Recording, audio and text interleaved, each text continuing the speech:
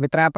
538នៃក្រមព្រហ្មទណ្ឌបទបដិសេធក្នុងការចូលខ្លួនរាល់បុគ្គលណាដែលត្រូវបានកោះហៅឲ្យមកធ្វើជាសាក្សីនៅមុខអយ្យការឬចៅក្រមស៊ើបសួរឬមុខតុលាការព្រហ្មទណ្ឌហើយមិនព្រមចូលខ្លួនមកតាមនៃការកោះហៅនោះដោយគ្មានមូលហេតុសមស្របត្រូវផ្តន្ទាទោសដាក់ពន្ធនាគារពី1ខែទៅ6ខែនិងពិន័យជាប្រាក់ពី100,000រៀលទៅ1,000,000រៀលអញ្ចឹងបើសិនអ្នកទាំងអស់គ្នាត្រូវបានតុលាការកោះហៅទៅធ្វើជាសាក្សីឬមួយក៏កោះហៅក្នុងករណីណាមួយហើយអ្នកទាំងអស់គ្នាដឹងហើយឮហើយអ្នកទាំងអស់គ្នាមិនទៅតាមនៃការកោះហៅទេនោះអ្នកទាំងអស់គ្នានឹងបានប្រព្រឹត្តបទល្មើសមួយដោយអត់ដឹងខ្លួនដូចមានចែងនៅក្នុងក្រមព្រហ្មទណ្ឌនៃមាត្រា538បទបដិសេធក្នុងការចូលខ្លួននេះឯងកុំថាឡើយតែតុលាការសំបីតែសង្សារឬមួយក៏ប្រពន្ធហ្នឹងក៏ទេហើយហៅហើយអត់មកតាមពេលវេលាការកំណត់ហ្នឹងទៅដល់ផ្ទះនឹងត្រូវហើយបើខៀវភ្នែកក៏វិការដែរ